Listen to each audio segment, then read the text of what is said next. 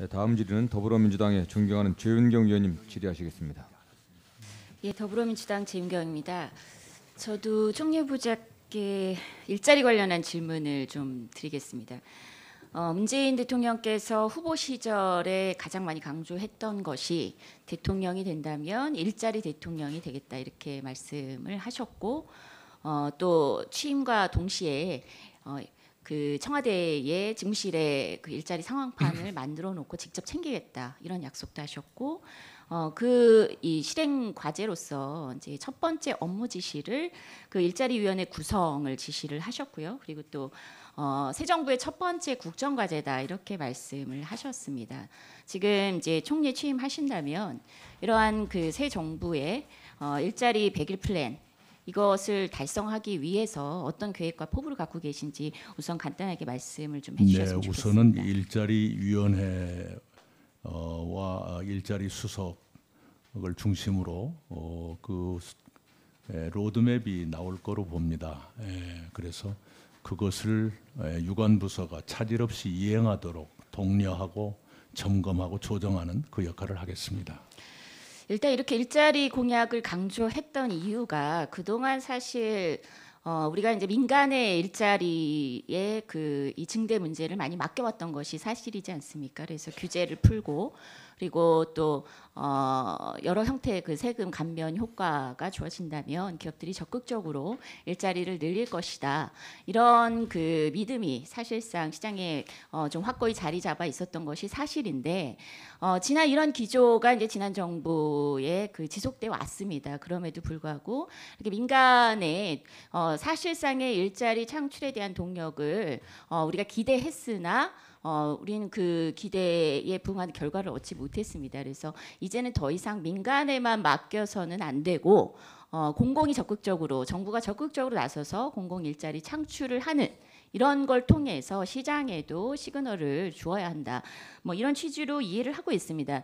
이러한 일자리 그 100일 플랜 이것을 달성하는 데 있어서 그 이 새 정부의 첫 번째 총리로서 그 충분히 우리 후보자께서 자질이 된다라는 측면에 대해서 우리 국민들께 좀 몇 가지 사례를 들어서 말씀해 주실 수 있으실까요? 지방의 자치단체에서 했던 경험이 중앙에서 얼마나 통용될지는 모르겠습니다만은 제가 외람되게도 지난해 고용노동부가 주는 일자리 종합대상의 수상자입니다. 저의 경험이 성공적인 것도 있고 그러지 못한 것도 있습니다만은 실패로부터도 우리가 배울 수 있는 것이기 때문에 이런 정책은 이런 위험성이 있다라든가 하는 등등의 경험에서 우러나오는 조언 같은 걸 할 수 있지 않을까 생각합니다. 저의 작은 경험이 제가 모든 것을 리드해 간다는 건 아니지만 이렇게 정책을 펼쳐나가는데 어떤 사각지대가 생기지 않을런가 또는 어떤 위험이 따르지는 않을지 하는 것을 이렇게 함께 점검해 나가는데 도움이 되리라 이렇게 생각합니다. 예, 잘 알겠습니다. 근데 여기서 이제 추경 얘기를 안 할 수가 없거든요. 사실 지금 그 문재인 정부 대선 공약으로 2017년도 긴급 추경 편성을 통해서 공공 일자리 창출 예산을 즉시 반영하겠다 이렇게 약속을 하셨고 이것이 그 국회에서는 좀 어느 정도 논란이 되고 있습니다. 뭐 국회 입장에서는 정부의 추경 편성 계획에 대해서 어느 정도는 좀 거리를 두고 신중한 입장을 취하는 것이 또 당연할 거고요. 저희도 야당 시절에 뭐 정부의 이런 추경 편성 계획에 대해서 뭐 즉각적으로 그 뭐 두 손을 들고 환영하거나 뭐 이러지는 않았습니다. 늘 신중하게 접근했고 경계심을 갖고 꼼꼼히 살피고 문제가 있다면 또 지적을 하고 또 계획의 어떤 수정이나 변경을 많이 요구했던 것 또한 사실입니다. 근데 이제 어쨌든 그 새 정부가 들어서자마자 첫 번째 공약이라고 했고 100일 플랜이다 이렇게 강조를 하시면서 추경 편성 가장 민감할 수 있는 추경 편성까지 이렇게 언급을 하고 계시는데 그럴 만큼의 그 시급성에 대해서 야당을 특히 국회를 그 국회 전체도 마찬가지고 그 중에서도 야당을 설득하는 것이 무엇보다 중요할 거다 이렇게 보거든요. 오전에 그 갈등에 대한 말씀을 잠깐 하셨는데 지금 당장 갈등이 폭발적으로 드러나는 여러 현장의 이야기도 있지만 우리 사회는 어떤 그 입장을 두고 그 생각의 차이로 인해서 사실 한 발짝도 내딛지 못하는 그런 이렇게 정책 실패 이런 일들이 자주 반복돼 왔습니다. 이런 일자리를 둘러싼 견해 차이도 어떤 측면에서는 약간의 갈등의 소지가 있어 보이고 그리고 또 여야 간의 시각차도 있을 수 있을 거고 정부와 국회의 시각차도 있을 수 있을 건데요. 이게 바로 이제 첫 번째 그 또한 약속했던 협치. 국회와의 협치, 야당과의 협치 이것을 실제로 성공해내는 데 있어서 시험대라고 볼 수 있을 것 같습니다. 어떤 계획을 갖고 계시는지 한번. 예, 이미 대통령께서 각 당 원내대표님들을 모시고 그 추경 처리 협조를 부탁을 드렸고요. 저도 일할 기회가 주어진다 그러면 우선 그 일부터 착수해야 되지 않겠는가 생각을 합니다. 일단 공공부문 일자리 늘리는 것에 대해서는 국회도 마찬가지 특히 야당 입장에서는 좀 경계를 많이 할 수밖에 없을 것 같고요. 특히 국민들께서도 이 부분이 정답인가에 대해서는 의구심을 표하는 국민들도 있을 수 있다고 생각합니다. 그래서 따라서 이 부분을 적극적으로 설득하면서 결국 이렇게 약속했던 공공부문의 일자리, 추경 편성 이런 것들을 달성해 나가면서 국민들께 정부가 적극적으로 어느 정도는 시장에 개입해야 이 일자리 문제 특히 지금과 같은 심각한 실업의 문제, 실업률의 문제를 해결할 수 있다. 이런 모습을 보일 수 있지 않을까 이런 생각이 드는데요. 그러면 이제 설득하는 과정에서 결국 이런 공공부문 일자리 늘리는 것도 중요한데 또 하나의 근거를 마련하는 것이 구조 개혁도 대단히 중요해 보이거든요. 그래서 아마 이런 구조와 체질을 개선하는 모습, 노력, 단지 예산을 투입해 재정을 투입해서 일자리 몇 개 늘린다. 뿐만이 아니라 그렇지 않은 구조를 개선을 함으로 인해서 일자리가 늘어나는 정부의 그런 적극성 그리고 그 노력, 성공의 결과 이런 거를 확인하는 것이 국민들께 필요할 것 같은데요. 그 중에서 특히 우리가 좀 접근해 봐야 될 것이 장시간 근로가 아닌가 이런 생각이 듭니다. 이런 장시간 근로에 대해서도 또 이제 문재인 대통령께서 후보 시절에 약속한 바가 있거든요. 그래서 이와 관련해서 총리가 되신다면 어떤 계획을 갖고 구조 개혁을 하실 건지 좀 말씀을 해주시기 바랍니다. 예, 그 행정 해석이라 합니까? 주당 68시간 이걸 52시간까지 줄이겠다는 목표를 제시했는데요. 이제 그러다 보면 오히려 근로자들의 소득이 감소한다든가 기업들 특히 중소기업들의 부담이 더 늘어난다든가 하는 숙제가 생기게 될 겁니다. 그 양자를 어떻게 조화할 것인가 지금부터 좀 열심히 연구를 하고 많은 분들의 고견을 들어야 될 것 같습니다.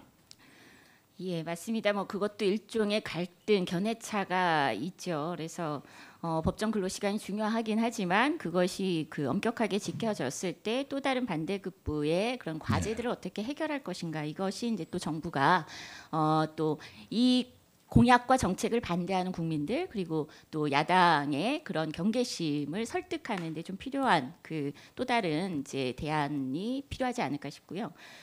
구조 개혁에서 또 하나 이제 중요한 게 그 일자리 격차의 문제죠. 지금 우리나라 이제 정규직 비정규직 문제 끊임없이 문제 제기가 되고 있습니다. 그래서 특히 이제 정규직이 100만 원을 벌 때 그 비정규직이 35만 원에 불과하다. 특히 중소기업의 비정규직은 35만 원에 불과하다.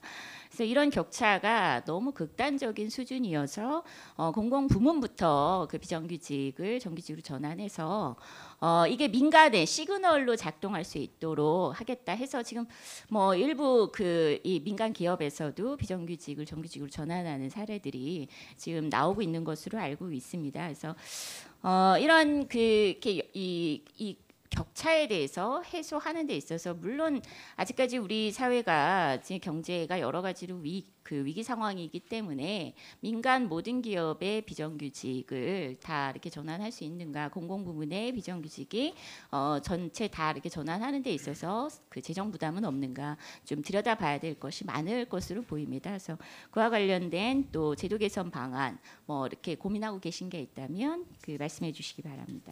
예, 아직 그 연구가 되고 있고요. 지난 주말에 가동을 시작한 국정기획자문위원회에서 개별 그 공약의 실천 방안, 실천 계획을 지금 다듬고 있을 겁니다.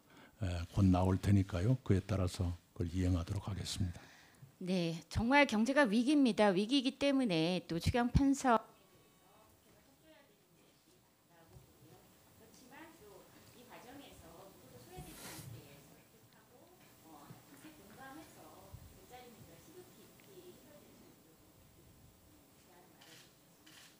네, 감사합니다. 예, 최윤경 의원님 수고하셨습니다. 다음은 자유한국당의 존경하는 김성원 의원님 질의하시겠습니다. 예, 저 동두천 연천 출신 김성원입니다. 방금 최윤경 의원님 질의 또 오전 질의에 이제 총리가 되신 후에 이제 갈등이 심한 현장에 가고 싶다고 이렇게 말씀하셨는데요. 가뭄 현장 좀 먼저 갔으면 하는 게 제 생각입니다. 농식품위원장 또 하셨으니까요. 지금 가뭄이 문제가 상당히 심각한 것 같습니다. 자, 오전에 이제 제가 질의 드렸을 때 이제 자료를 좀 달라고 하셨는데 자료 대신에 이제 서면 답변서 좀 비슷하게 이렇게 왔습니다. 혹시 이거 검토는 하셨어요? 네. 예.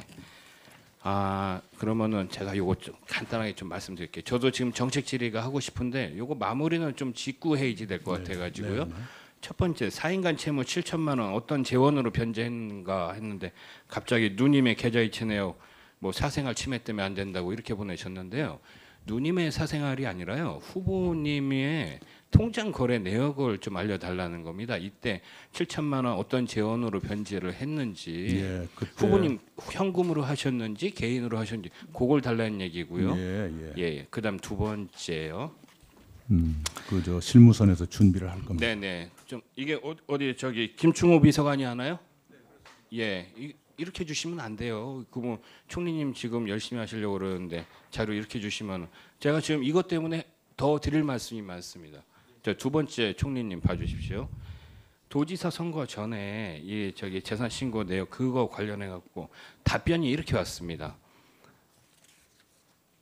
2012년에 4인간 채무 상환 완료했으나 보좌진이 확인하지 않은 채 신고했다. 뭐 그것을 빠뜨렸다 그런 뜻입니다. 예, 그렇게 하는데 후보님 잘 아시지 않습니까? 당사자가 최종 책임자지 않습니까? 물론이죠. 예. 뭐 사실입니다. 그러면 결국 이제 3년 동안 이게 체킹이 안 됐다는 것도 조금 문제가 있다는 생각이 들고요. 뭐 그 다음 거 한번 넘어가겠습니다. 후보자 선거 비용 관련해 가지고 제가 처음 들었던 답변하고 지금 반대로 와 가지고요. 네. 좋습니다. 이렇게 온 거 괜찮은데요. 자, 그러면 오히려 펀드 비용이 거의 한 8억 7천, 한 80% 정도가 이제 펀딩했단 말입니다. 선거했을 때. 그러면 요거 몇 명이 얼마나 했는지 이 약정서가 있을 겁니다. 이거는 좀 사본을 좀 주십시오. 요 이유는 이제 그렇습니다. 원래 이제 후원금 자체가 이제 500만 원이 한도기 때문에 그 이상을 이제 펀딩으로 약간 좀 트랜스퍼 해갖고 하는 경우도 있기 때문에 그거 한 번만 체크 좀 하고 이렇게 진행하도록 하겠습니다. 자, 요거 보면서 제가 또 하나 든 생각인데요. 슬라이드 3번 한번 보여주세요. 자, 저겁니다. 2012년도 후보님의 근로소득 원천 징수 영수증입니다. 급여가 약 한 9,900만 원 되고요. 그다음에 세금 제외하고도 대표적으로 지출한 내역이 기부금, 신용카드, 직불카드, 현금 영수증 한 8,500만 원 정도 돼요. 그러니까 거의 뭐 후보님 수입 이렇게 다 지출 거의 이제 다 하시고 이렇게 정상적인 수입과 지출인데 이때 2012년도에 6천만 원을 상환을 하셨단 말입니다. 어떠한 재원으로 어떻게 상환이 됐는지가 안 돼. 지금 요 두 번째 서면 답변 주신 거 있잖아요. 김충호 비서관님. 이 두 번째 보십시오. 2010년에 3천만 원, 2011년에 1천만 원, 2012년에 6천만 원 상환. 후보님 또 검토하셨다고 하셨는데 이게 일반적으로 생각했을 때 잘 이해가 안 됩니다. 제가 보고받은 것으로는 공교롭게 그때 정기예금이 만기가 돼가지고 그걸 찾았다 이렇게 돼 있습니다. 예, 그거 한번 좀 확인해 주시고 저기 계좌로 이체한 거 있으면은 그 출금 전표 한번 보여주시고요. 자, 우리 후보님 어제 언론 인터뷰에 보니까 이제 적폐청산 특별조사위원회를 설치해가지고 이제 문재인 정부에서 추진하고 있는 이 적폐청산에 대해서 이제 좀 행정부에서 좀 역할을 하겠다 이렇게 말씀을 하셨습니다. 뭐 좋습니다. 그동안 관행 잘못된 관행 이런 것들을 고쳐갖고 새로운 대한민국을 이끌어 가야지 된다. 뭐 이런 점도 저 충분히 이해를 합니다. 다만 이것이 정치 보복이 될 수 있다는 우려도 있다는 점에 대해서는 총리님께서 이게 아마 그러니까 조금 아주 깊게 좀 받아들여 주셔야지 될 것 같습니다. 뭐 오해의 소지가 상당히 다분한 거 아니겠습니까? 우선은 전 정권에서부터 지금 4대강 관련해가지고 이렇게 나오니까 저는 사실 이번 우리 총리 청문회를 계기로 해가지고 새로운 정치 좀 문화가 좀 바뀌길 바랍니다. 여와가 야가 대립되는 형상이 아니라 지금 같은 다당제 또 여소야대 시절에 있어갖고 협치 잘한 건 잘하고 또 못한 건 또 바로 잡아나가고 제가 어저께 사실상은 이제 그런 표현을 했습니다. 이제 국토부의 수자원국에서 그것을 환경부로 이관을 시킨다 이렇게 정부 조직 이걸 좀 이렇게 바꾸겠다 이렇게 발표를 한다고 그랬을 때 전 개인적으로 무지하게 좀 환영하고 또 당연히 그렇게 돼야지 되는 게 좀 늦었다 이렇게 해서 수량과 수질을 같이 통합 관리하는 물관리 일원화를 통해 가지고 그것서부터 우리 수량과 수질을 통제를 하고 또 그것서부터 앞으로 우리가 물산업이 약 한 30조 정도 됩니다. 물산업을 활성화시켜야 되겠다. 이런 점에 대해서는 협조를 하지만은 만약에 이것이 정치 보복으로 간다고 했을 때 이것은 더 큰 우리 재앙으로 올 수가 있지 않겠습니까? 간략하게 이 적폐청산 특별조사위원회 어떻게 운영하실지 간단하게만 한번 말씀해 주십시오. 네, 그 제도나 관행을 주로 들여다보게 될 거라고 생각합니다. 사람을 겨냥하는 것이 아닐 거다 이렇게 보고요. 그다음에 정치 보복이라는 것은 뭐 특별한 잘못이 없는데 미움 때문에 어떤 사람을 해코지를 한다든가 이런 것 아니겠습니까? 네. 그런 일은 있어서는 안 된다고 생각합니다. 네. 자, 그 다음 또 다른 질문 하겠습니다. 저기 의원 시절에 법안 발의했던 부분에 대해서 뭐 한번 그 논란의 소지가 있어갖고 잘 아실 겁니다. 우리 어린이 식생활 안전관리 특별법 관련해 갖고 제가 좀 질의를 드릴게요. 그러니까 농식품위원장 하셨지 않습니까? 18대 국회 전반기에 그때 2008년도라고 하면은 2008년도 정기국회가 멜라닌으로 시작을 아마 했을 겁니다. 중국발 식품 공포 때문에요. 그래갖고 우리 먹을거리 안전에 대한 우리 그러니까 그러니까 수입 식품이나 아니면 우리 자체 국내에서 유통되는 모든 식품 안전에 대한 그런 경각심을 다시 한번 불러 일으킨 계기가 된 거 기억나실 겁니다. 네. 당시 이제 농식품위원장이셨으니까요. 그래서 당시 이제 여당에서 그 뭡니까 당정 합동 식품안전 대책 이 일환의 하나로 특히 우리 어린 아이들 비만을 방지하고 소아 비만, 소아 당뇨를 방지하기 위해서 어린이들 기호식품 과자 같은 것에 대해서 우리가 신호등 표시를 해가지고 어린이들이 쉽게 알아보기 쉽게 그것을 판단하게끔 했습니다.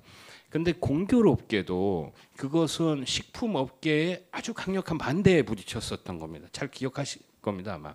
그 이후에 아마 법 개정안을 내셨으니까요. 근데 2010년도에 후보님께서 공교롭게도 보건복지위원회로 가시면서 보임을 하시면서 그 법안을 제출을 하셨거든요. 그때 뭐 후보님께서는 식품업계나 뭐 롯데제과나 아니면 CJ나 뭐 대형 식품업계, 그러니까 과자업계죠. 그쪽에 로비를 전혀 받은 바 없다 또 이렇게 말씀을 하셨어요. 저기 후보님의 그것을 믿습니다. 제가 지금 말씀드리고자 하는 거는 당시에 법 시행이 채 1년도 되지 않았는데 그러니까 후보님께서 내신 법률안은 아시죠? 신호등재는 폐지를 하고 영양성분을 작은 글씨로 이렇게 나타나게 돼 있는 건데 어린 아이들이 뭐 영어 나트륨 해갖고 NA 뭐 0.07mg 이렇게 하면 그게 판단이 잘 안 되지 않습니까? 그러니까 식품업계의 그런 요구 사항이었었는데 제가 말씀드리는 건